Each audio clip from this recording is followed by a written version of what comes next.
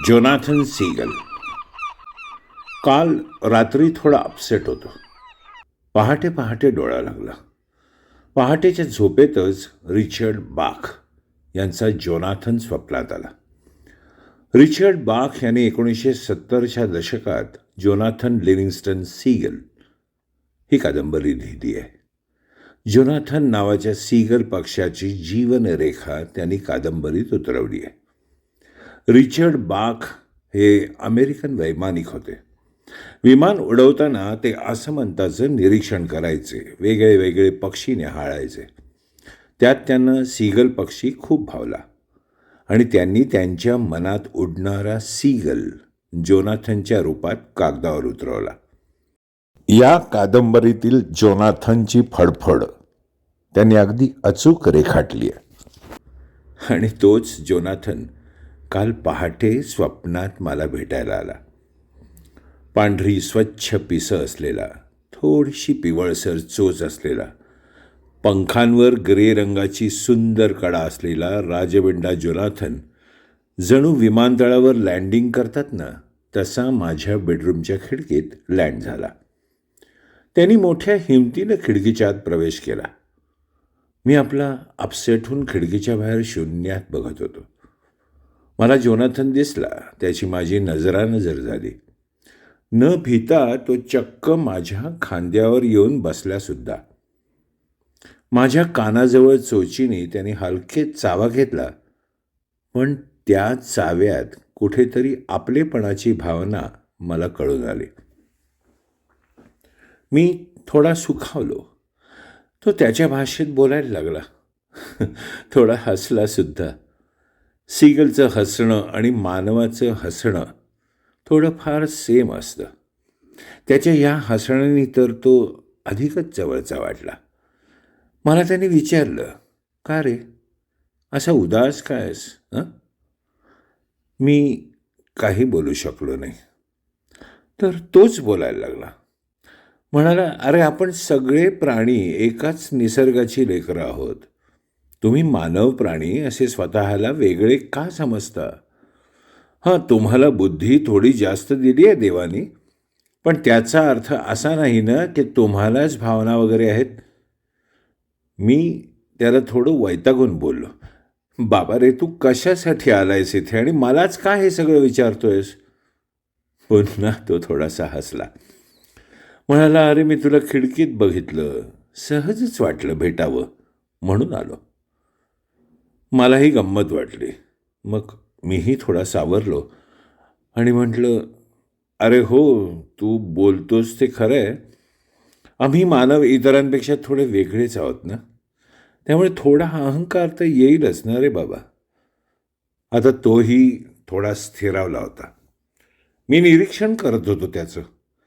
किती सुंदर होता तो. त्याची चोच, त्याचे पंख, त्याचा रंग, त्याचा रुबाब, त्याची ऐट काहीतरी आवरच होते आणि त्यात एक वेगळी चमकही होती. आमची गट्टी जमेल असा विचार येऊ लागताच तो म्हणाला, मैत्री करशील का रे माझ्याशी? मी थक्क झालो आणि त्याला विचारलं, अरे, तुला कसं कळलं माझ्या मनातलं? म्हणाला की मी मनकवडा आहे. मला कळतं कोणाच्या मनात काय चालतंय ते. सहजच तुझ्या खिडकीपाशी उडताना बघितलं आणि तू निराश आहेस हे मी समजलं. म्हणून आलो तुला भेटायला. आता तर तो आणखीनच जवळचा वाटू लागला. त्याच्या बोलण्याने मी मान डोलावली. तो म्हणाला, हो, मीही असाच होतो, पण मला माझ्यात एक वेगळा सीगल आहे याची मात्र जाणीव अगदी खोलवर होत होती. मी इतर सीगल्सप्रमाणे जगणार नाही आणि मरणार तर अजिबात नाहीच. या जाणीवेने मी अस्वस्थ व्हायचो. इतर सीगल्सप्रमाणे मला वावरता येत नव्हतं. मला मी इतरांपेक्षा वेगळा आहे ही भावना नेहमी प्रेरित करत खटकत असायची. अस्वस्थता यायची, वाईटही वाटायचं. असाच एकदा आसमंतात भरारी घेता घेता मी माझ्याच विचारात असतानाच माझ्या भरारीची उंची मी थोडी वाढवली. मला थोडं घाबरायला झालं. पंख थकतील अशी भीती पण वाटली. पण आता घेतलीच आहे ना भरारी, तर बघूया म्हणून भीती बाजूला केली. थोडा अडखळलो, थोडा गडबडलो, खाली पडायला लागलो, पण लागलीच सावरलो. खूप गंमत वाटली रे मला. आणि मग रोजच उंच भरारी घ्यायला सुरुवात केली मी. रोज ती उंची वाढवत गेलो, इतर सीगल्सपेक्षा कितीतरी उंच आणि वर वर अशी माझी भरारी असायची. आता मी जोनाथन नावाने ओळखला जाऊ लागलो. मित्र काम कर्तव्य सगळेच करतात रे, पण ते वेगळ्या पद्धतीने वेगळ्या भरारीने केलंच ना, मग नाव प्रसिद्धी प्रतिष्ठा आपोआप प्राप्त होत जाते. आणि त्याही पलीकडे सर्वात महत्त्वाचं असं की आपण स्वतःला ओळखायला लागतो. स्वतःला पलीकडे ओळखायचं असेल तर थोडं वेगळं व्हावं लागतं. जगात वेगळं काही करण्यासाठी हिंमत लागते आणि हिंमत करणाऱ्याचीच किंमत असते बाबू. आता मी इतर सीगल्ससारखा नाही आहे. इतर सीगल्स माझ्याशी जेलस असतील आणि आहेतही. आणि म्हणून मी माझी ती उंच भरारी घेण्याची वेगळं काही करण्याची उर्मी सोडत नाही. तुम्ही मानव ना बुद्धिमत्तेने पुढारलेले असाल, पण काम क्रोध मत्सर मोह अहंकार या भावना तुम्हाला उंच भरारी घेऊच देत नाहीत. एकमेकांना कोणत्या ना कोणत्या कारणाने खाली खेचता तुम्ही मानव.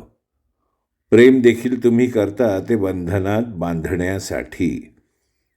अडकवता तुम्ही स्वतःला आणि दुसऱ्याला देखील. आणि पडलात खाली की मग एकमेकांवर खापरही फोडता तुम्ही मानव. तुम्ही स्वार्थी आहात. स्वार्थापोटी तुम्ही तुमच्याच महामानवाची वसुधैव कुटुंबकम ही किंवा अवघे विश्वची माझे घर ही संकल्पनाच विसरलाय. स्वतःला एका विशिष्ट अशा सीमेत गुरफटून टाकलंय तुम्ही. आम्ही खगेय.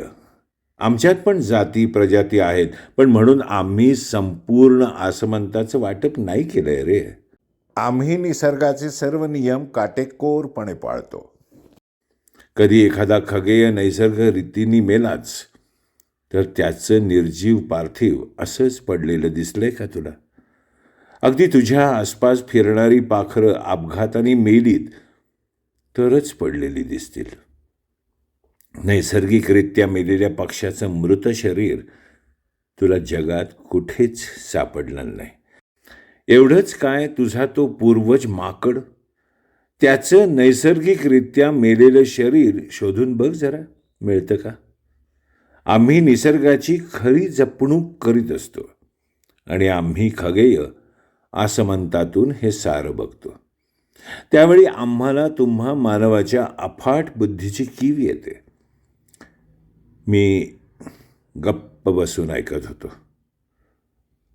तर म्हणाला, नाती तयार करू नका रे, आणि केलीत तर ती निभावा.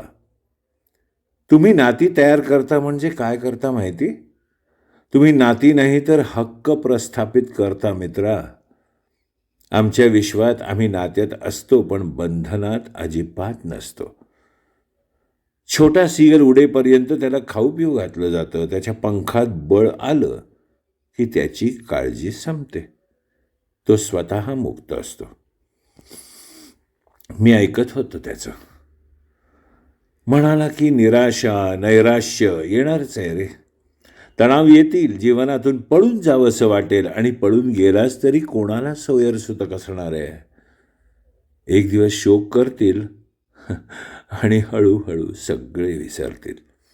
तुझं तुलाच करायचं आहे रे. तुझी भरारी तुलाच घ्यायची आहे. आम्ही आसमंतातील सर्व सीमारेषा पार करीत योजन प्रवास करीत भरारी घेत असतो. त्यावेळी वर आकाश आणि खाली समुद्रच असतो. म्हणून म्हणतो, भरारी घेशील तर ती वेगळी घे. माझ्यासारखी, जोनाथनसारखी घे. उंच भरारी घे, आणि अशी घे की बघणाऱ्यांनी डोळे विस्फारले पाहिजेत. वर बघताना त्यांच्या डोळ्यावर झापड आली पाहिजे. बघ जरा प्रयत्न करून.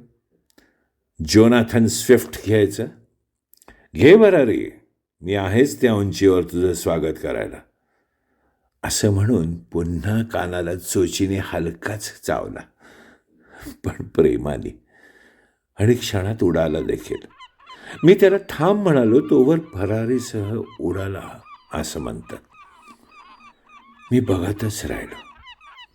मनोमनी म्हटलं त्याला, पुन्हा येशील का रे? हां. तेवढ्यात अचानक जाग आली. नुकतंच उजाडलं होतं. खिडकीच्या बाहेर बघितलं, असं म्हणतात बघितलं. जोनाथन दिसला नाही. कसा दिसेल? त्याची भरारी तर उच्च पातळीची, हो ना?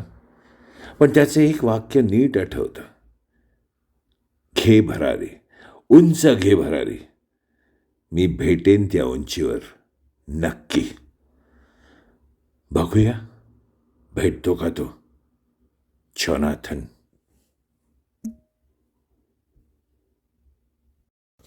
लेखक सुनील पाटील. अभिवाचन प्रशांत साठे.